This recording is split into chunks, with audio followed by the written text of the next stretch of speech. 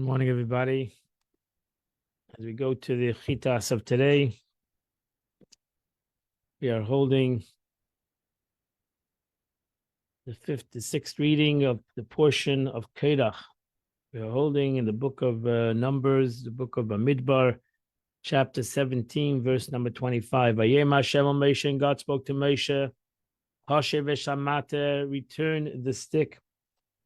Return the stick of Aaron. It should be kept in the front of the testimony. The Shmeresh, it should be as a safekeeping. La'ois, as a sign. L'nei Merari, to the sons of the rebellious ones, the ones who rebel. With Suchal to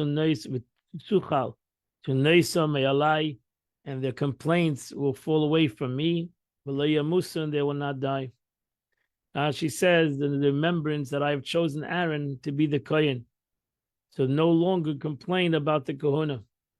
Tuchal Tunaisam, the word Tuchal is equivalent to the concept of Tichla, which means to end, to come to an end. The word Tlunaisam is a singular feminine verb noun. Tlunaisam in French is murmuring. There's a distinction between Naisam and Nusam. One being a single complaint, the latter being a noun collective, more complaints. Verse 26, Moshe Rabbeinu did whatever God commanded. That's exactly what he did. The Eibishter wanted complaints to stop. The Jewish people continued to complain. Hengavanu avadnu. Behold, we are dying. Kulono avadnu, will all be lost. Kol hakarev el Mishkan, whoever comes to the temple, Yomus, will die. Will by mistake come to the temple, and we're going to die. Have we consigned to die? Hash says we can't be careful of that.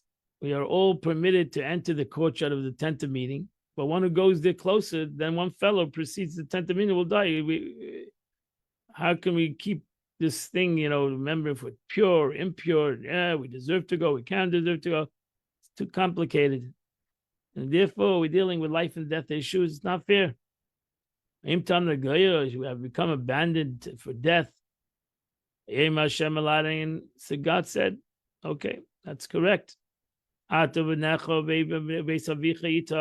and your sons in your father's house, you shall bear the iniquities associated with this temple. You and your sons will bear the iniquities associated to your kahuna. Now she says, what does that mean? God said this directly to Aaron, but he said this to Moshe to say to Aaron. And they cautioned him that he has to be careful. He has to make sure that the Jews don't go into the temple. That's going to be his job, to make sure that Yidden don't come into the temple if they're not sure if they're pure or not. These are the sons of Kas, the Amram was the father of Kas. I impose upon you the punishment of outsiders of sin regarding the sacred objects trusted to you. Since I'm giving you your possession, the tent, the ark, the table, the sacred vessels, you shall sit and warn any unauthorized persons who attempt to bring.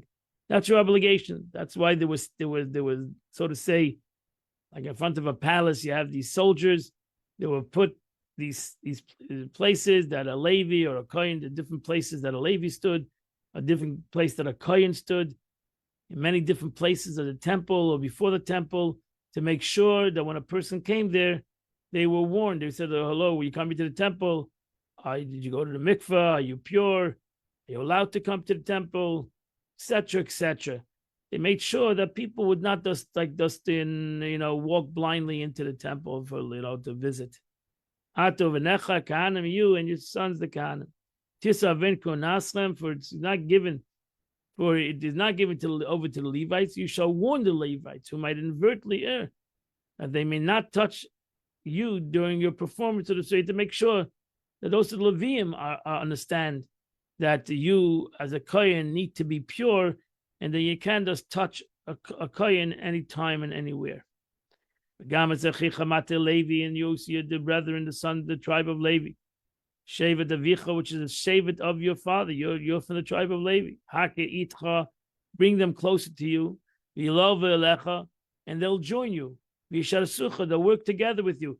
Ata v'necha ita, you and your family, before the tent of meeting.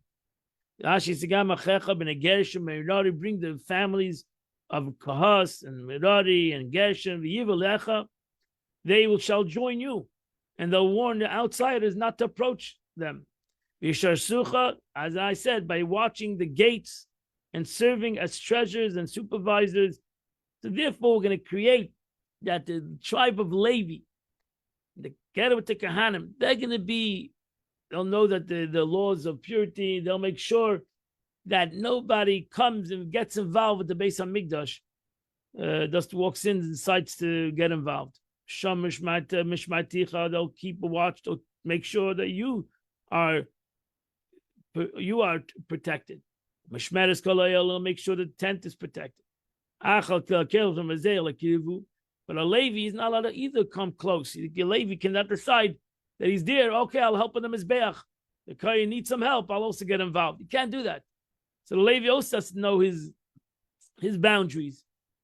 They can't. They can't do the service in the temple because that was given to the Kehanim.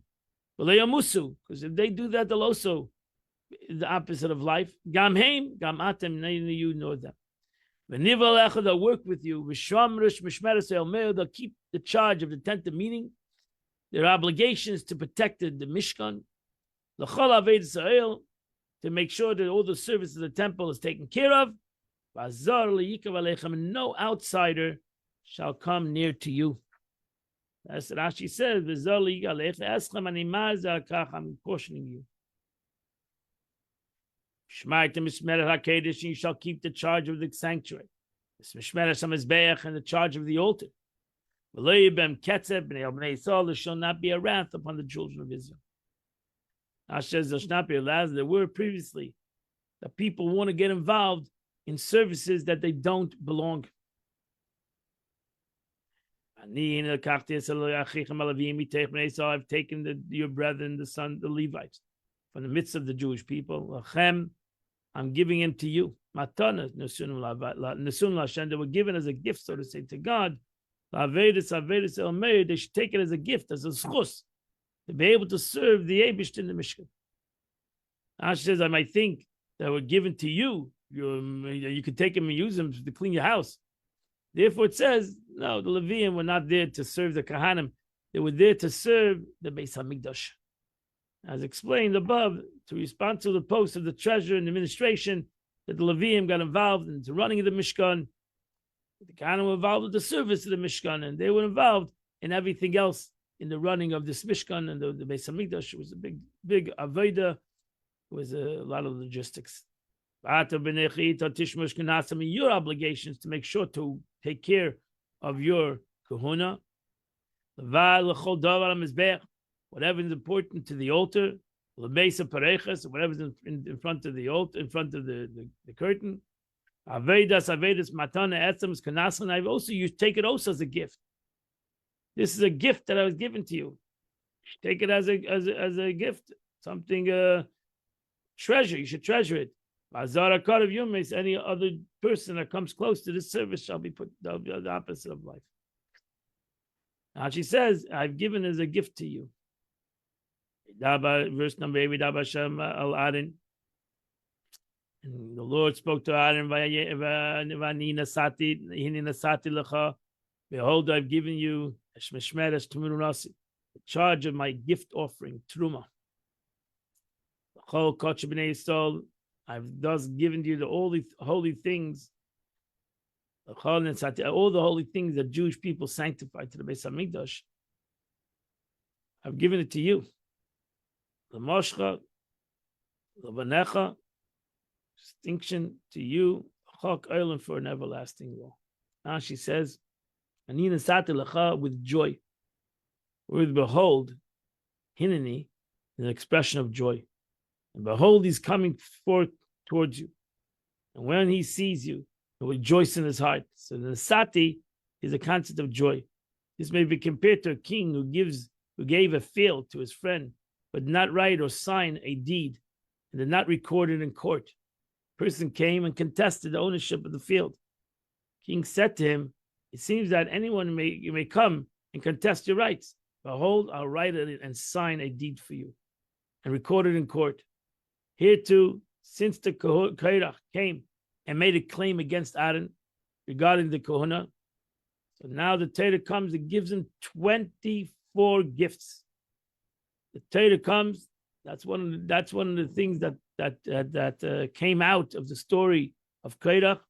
That over here, the Eibishter gives a Kohen 24 different gifts, an everlasting covenant of the soul. So to say, just like the Torah made a covenant with the Bris Melech, he gave something special to the soul. He also, this is why the section is placed here after the rebellion of Korach. Mishmeres mishtrumasi, that you may keep them in a state of purity, the mashcha for greatness. This shall be yours from the Holy of Holies. The fire that's brought, the Jew brings a carbon.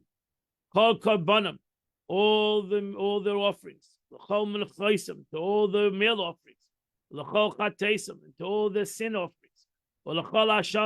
And to all the guilt offerings that Jews bring. Yeshivu li, which they bring to me, they bring to the Beis Hamikdash. Kodesh Kodashim, and they're holy of holies. Lecha hu ulevanecha. It belongs to you and to your sons. Now she says, after the burning of the sacrificial parts, which we learned already in portion by Yikra, kol korbanim, communal offerings, every day, anything they bring, minchasam, chatasam, vashamasam, these are all the simple meanings. Asheshivili, the gezel ager, which this refers to we mentioned before when nobody. You don't have somebody to return your stolen property, like a ger who has no relatives, died, and you have to return the object. You bring it to the Beis Hamikdash. The kodesh hakadoshim te'achena, you shall eat it in the holy places. Kol zachar yechal, I say kodesh yelecha. You may eat it all males because it has to be eaten in the Beis Hamikdash. These things that are holy of holies, need to be eaten in the Beis Hamikdash, and they're holy to you. Not just limited, this teaches us that sacrifice of the highest degree of holiness are to be eaten only in the courtyard. They can't go out to the Kohen's home. And there's certain things that go out to the Kohen's home, and therefore everybody can eat it in the Kohen's home. And there shall be for you set aside from the gifts of the wavings of the children of Israel. I've given it to you. These are the kachin kalim. These are what the Gemara calls the lower degree of holiness that can leave the temple and can be brought into the Kohen's home itself, called kachim kalim. So you have to know the difference between kachim, the holy of holy sacrifice, and kachim kalim, the lower degree sacrifice of that a Jew brings. I've given it to you. That's why it says it can be given to your sons and to your daughters because you take it home. The chayk olam, for everlasting law, kol tor b'beisecha, whoever is pure in your house, yeichal eisei may eat it. As long as they're pure, because it's a sacrificial offering. So Rashi says, minat toida, for example, from a thanksgiving offering, or minat shlamim, or from a peace offering, which is kachim kalim, or me'el hanazir, for example, from an offering of a Nazirite. So all these offerings are considered kachim kalim. And easy, kachim kalim means easy holiness. So the kalim means lower degree. Kal, easier. L'chol tunufa, since these require wavering, kol tur, Rashi says, like to me, self-understood. Even though you're allowed to bring it home, but if somebody's in your house, tamei, cannot eat for this offering. Davaracha, kol tur, lerabes ishtay. Comes to add, even your wife is allowed to eat from these sacrifices. So your wife is a kohen through marriage. Nevertheless, she is allowed to eat from these sacrifices. Verse number 12. Kol chaylev yitzah, the choice of oil. Kol chaylev tishar v'tag v'digam v'yishivsam, and the choice of wine and grain, which this is truma. Truma, the first which is given to the Lord, truma which needs to be given to the Eibishter of all the first wines and grains that a Jew has. L'cha nasatiyim, I've given it to you. The Eibishter doesn't need all this stuff. I've given it to the Kohen. As she says, this is truma gedayla. This refers to truma gedayla, the portion that a Jew separates of his grain and of his vineyard that he gives to the Beis Hamikdash. It's given to the Kohen, truma gedayla. Also, verse number 13, Bekurei, the first fruits. Kol asher ba'atzam, the Jewish people on Shavuos was Chag HaBikurim. You brought up the first fruits to the temple. Asher v'yel Hashem, they brought it to the temple. What is the Eibishter going to do with all these fruits? What's the Mishkan going to do with all these fruits? L'chayeh, they belong to the Kohen. Kol ter, and the Kohen doesn't need to eat the fruit in the Beis Hamikdash. Take it home. Kol ter, whoever is pure, beveisecha, in your house, yechlena, can eat it. Verse 14, Kol chedem b'Yisrael, any devoted thing, person that's machrim, person that dedicates to the temple, the chayeh, they belong to the Kohen.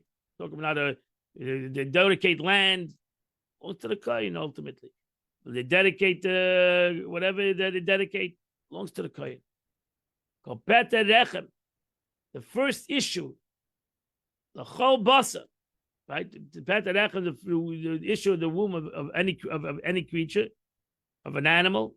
First rechem, b'chor, belongs to the Kohen.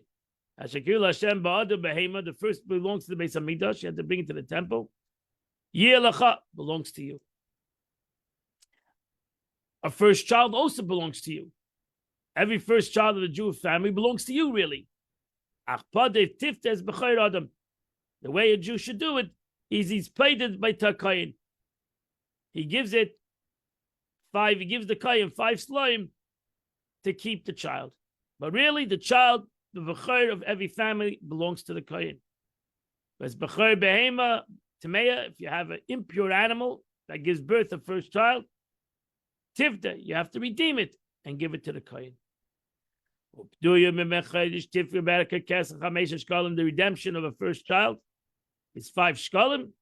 The shekel hakodesh, the holy shekel, silver is $5, 5 coins.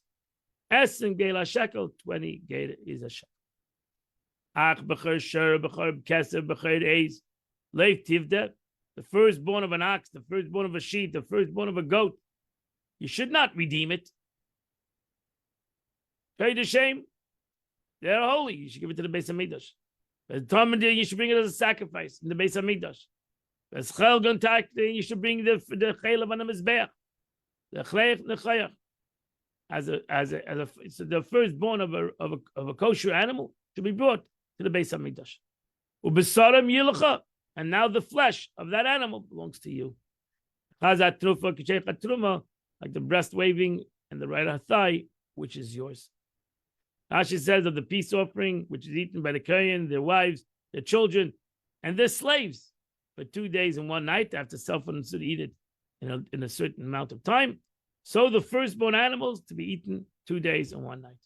L'chayeh, Rabbi Akiva taught by repeating the word shall be yours. Torah adds another being, so that it should not say that it is like the breast of the thigh in the Thanksgiving offering, which is eaten only 1 day and 1 night, and actually chayeh for 2 days and 2 nights.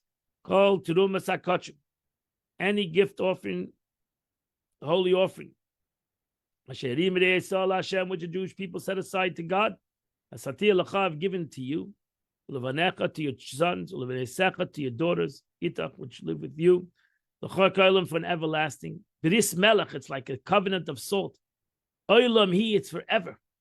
L'fnei Hashem, before God, l'cha l'zarecha itach, to you and to your descendants with you. Now she says, because of this passage is so cherished, generalized at the beginning and generalized it at the end, and detailed in the middle. So we have like a sandwich. Kol Truma, it started off the same way in the beginning, it ends off the same way at the end, because Truma is a cherished concept by God. The Eibishter gave 24 gifts to the Kohen.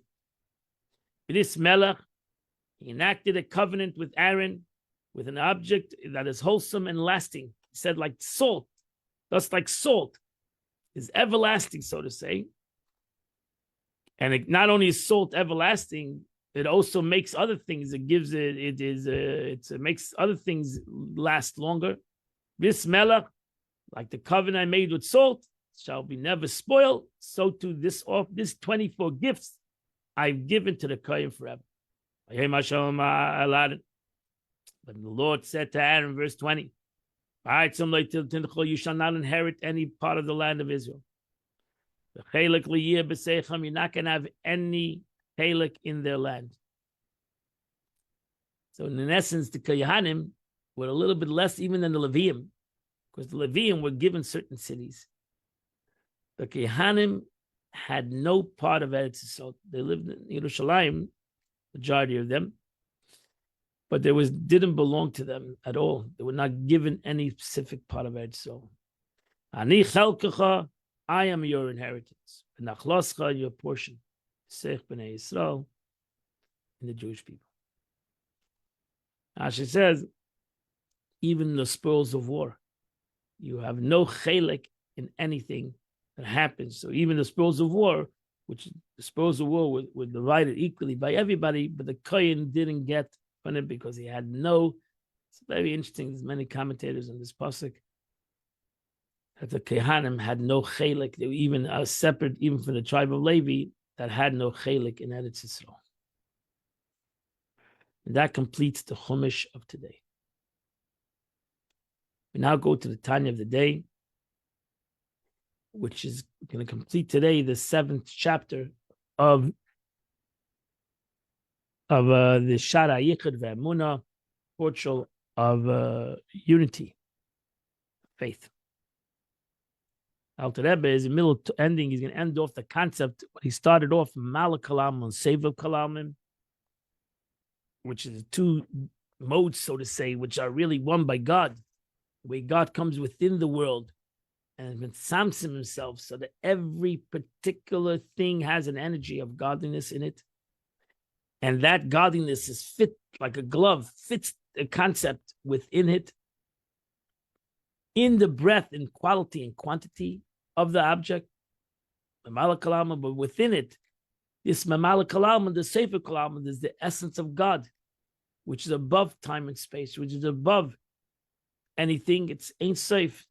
So within him, within a human being, there's within every created being, there's both of these entities that are one. By God, they're one. There's no distinction. By us, there's this distinction of something that is hidden from us and something that is within us.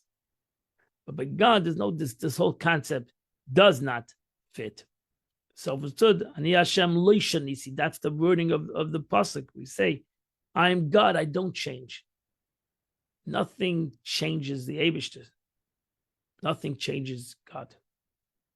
So finite and infinite are both the same to God. Malakalam, Sevakalam, any kind of word you want to put by the Eibishter, they're all one. They're all one. They're all total unity. That's why the Rambam writes that the concept of unity is only by God. It's hard for humans to even comprehend the concept of unity, to be two entities together. Two physical entities can never come together. And even as human beings, the Machshava ain't the same Shabbos. There's no concept of one person thinking like the other. So these are hard. The concept of unity is hard, and therefore that's the struggle of humanity to bring human unity in the world, to bring to the level of who they are in a concept of some aspect of unity within their existence. So let's go continue. That's why it's important in general that you learn this chapter many times, so you'll get it the best. Each one will get it to the best of their capability. And the numerical value, the Alter Rebbe is middle of the concept of talking about that it says, the world was created with 10 utterances. Mishnah asked the question, God could have created the world with one utterance. Why did Eibishter create the world with 10 utterances? So Chassidus explain, Kabbalah explains, because in essence, the Eibishter wanted to be Malach Halam. The Eibishter wanted to come with the individual. He wanted to come within the world with each and every individual. So in every aspect of the world, there'll be a godly essence. There'll be a godliness in every essence of in every concept of this world. So self-understood, the way God comes into the world is multiplicity. And automatically you have even the 4 levels of the world, which there we see a difference in them. The inanimate object and a vegetation object, and then you have an animal and you have a human being. So within each one, the Eibishter comes in a different revelation. And that's why the stone will always be a stone and won't turn into a flower. And the flower cannot turn into an animal, and the animal won't turn into a human being. Because the different levels of the way the Eibishter comes in, the energy of God comes into each one, and it fits exactly that level. So the Alter Rebbe said, for example, what is the concept that comes within every creation? Var Hashem, the word of God. That means the Eibishter created the world through the words of the Torah. So that means everything, Var Hashem, Sodom Maimoros, means that the 10 utterances which God said in creation of the world, God created Sodom and Maimoros. You go to the beginning of creation, find the 10 utterances that God said within the creation of the world. And these utterances, these words, are the existence of everything in the world. The Var Hashem, the word of God. So the word of God, Ruach Piv, the spirit of his word, gives the existence of life. That's why it says, it's not the food that gives life. It's the word of God in the food that gives life. It's the word of the Eibush that's in the food. Now, the Rebbe said that what is the meaning? That ultimately you don't see every word, you don't see every creation in the Sodom Maimoros. You have to know how to decode the words. You have to know how to take out each of these words are substituted and intermingled and numerical values, etc. That's what the Alter Rebbe goes on cheshbon. You have within words, you have cheshbon also. You have the numerical value. Even when it's not calculated through the substitution and translation of letters, the way the word is calculated itself. And that has a numerical value. And now you can figure out other things that are the same numerical value, which we know in Torah, there's a great concept in numerical value, in the numerical value. Many, and surely in Kabbalah, the aspect of numerical value takes a very important space. So indicates the progressive diminution of the light of life force. There it goes even a step lower. You have the interchange of letters. At least you have the letters there. Now you're going to the numerical value of the letters. So you're going a step down. Actually, it remains a final level, the numerical value. Which is the sum and the number of kinds of powers, which is great and contained in life, and life was invested in the particular letters, in the combination of these particular worlds. So the extent of remaining life force is indicated by the sum, which reflects the progressive descent and the constant diminution of the life force, that we have to ultimately come to such a kind of a way to bring down this life force through a numerical value and find another thing that has the same numerical value, which is found in Torah. So there it is only after these contractions, like these, the way the wisdom of God ordained it. This is the way the life force comes down and invests itself even in the lower created beings. Such ultimately in inanimate stones and in dust, in which the life force at all is revealed, in so much as they represent the lowest level in the nether created beings, inanimate objects. Because take the word Evan. Evan is stone. What does it show on? Shemay Moira indicates that its source is from the divine name of Ban. So Evan is 52. Shem Ban. So Kabbalah, you have Shem Ban. The numerical, the way Yud Kei Vav Kei The name of God is one of the ways in numerical values can equal up to the number 52. And that's where you have the word Evan, which numerically equals up to 52. The numerical value, the divine name Havaya, which spells out a particular way. So you have the Alter Rebbe gave you where the Evan comes from. Comes from Shem Ban. And that's why Pashtus is a lot of stones.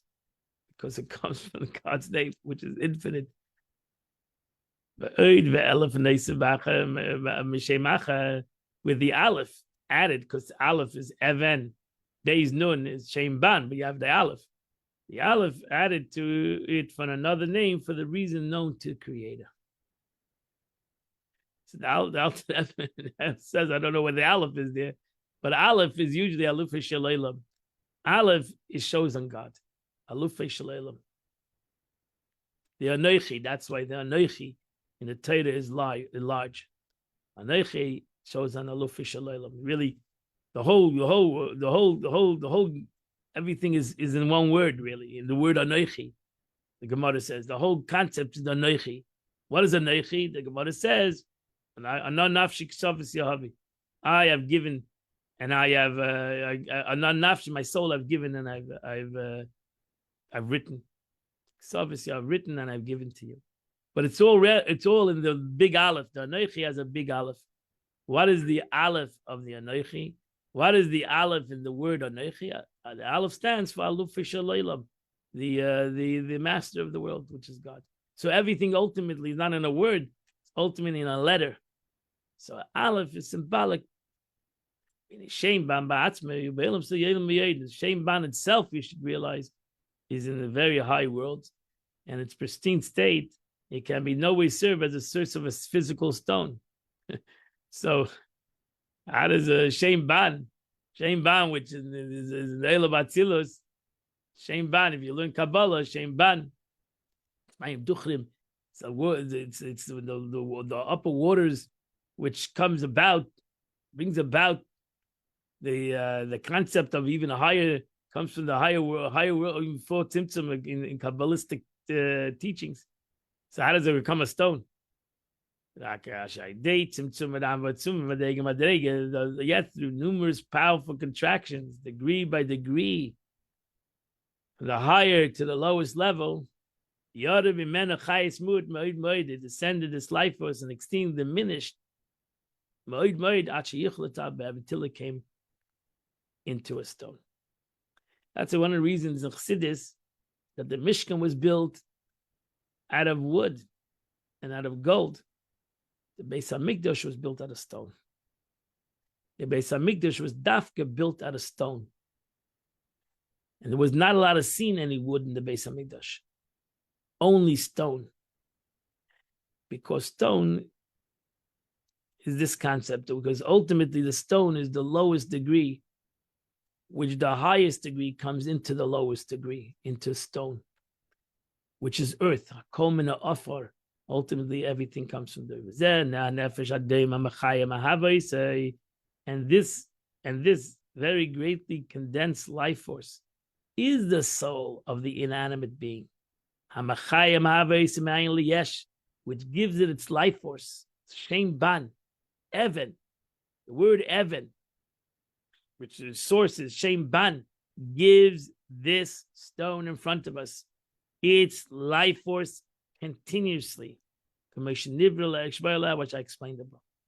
So in chapter 1, instance explained it previously, where it states that even an inanimate creature possesses a soul that brings it into existence every instant.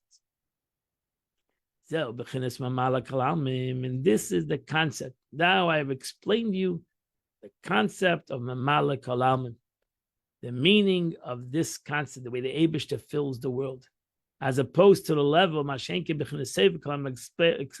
to the level of the encompassing all worlds, where the life force is not contracted in proportion to the spiritual capacity of the being, of created beings. So in summary, the divine life force is capable of creating worlds that are infinite both in quantity and in quality. Finite beings are created only when the life force garbs itself in the letters and its transpositions of the letters of the 10 utterance, Vasara Maimaris, 10 utterance, and its numerical value, ultimately the lowest level of numerical value, which is stone, earth.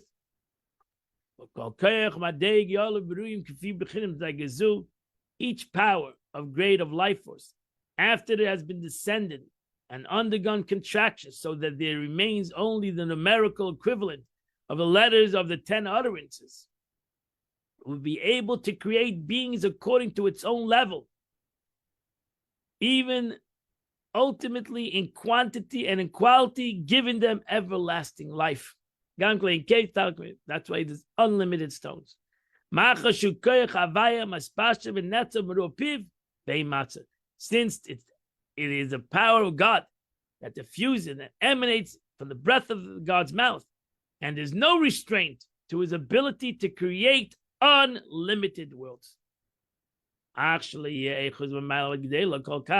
quality of it would not be on a level as high as the quality of level of of creatures, which could be created for the power degree of letters themselves and self-understood, that there are in the creation, as we said in Mamala Kalaman, you have the numerical value and you have that comes from the word itself, and closer as they get to the word of God, closer you have the capability of them expressing life. And so too, ultimately, this ends the chapter.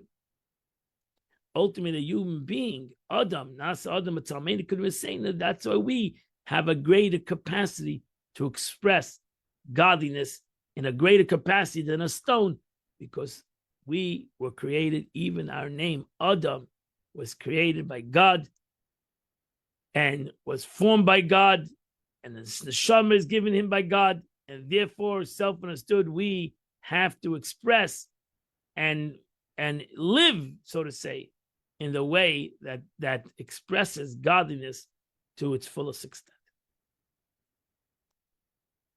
As I said, we just finished chapter 7. In a long time that we're doing this chapter, and should learn this chapter again and again. But this is where we finished the Tanya of today. Today is the 29th day of the month, which is in your Tillim, is chapter 140 to chapter 144. If you do those chapters, you do the Chitas of the day. Tomorrow is Shabbos. I hope you'll continue to learn Chitas by yourself. And tomorrow is Rosh Chodesh Tammuz, the first day of Rosh Chodesh Tammuz. I wish you all a good Shabbos and a good Chodesh. And it should be a Chodesh of Geula, a Chodesh of redemption to the Jewish nation. And I want to see you all. I wish you a good Shabbos and Chodesh, and celebrating tomorrow in Shul. Gimel Tammuz, next week is the third day of Tammuz. So we're going to have a Farbrengen or guests Farbrenger. I invite everybody to come to Shul and Farbring with us together after davening. Mitzvah, I'll see you all on Sunday at 8 o'clock. We'll continue to do the Chitas of the day.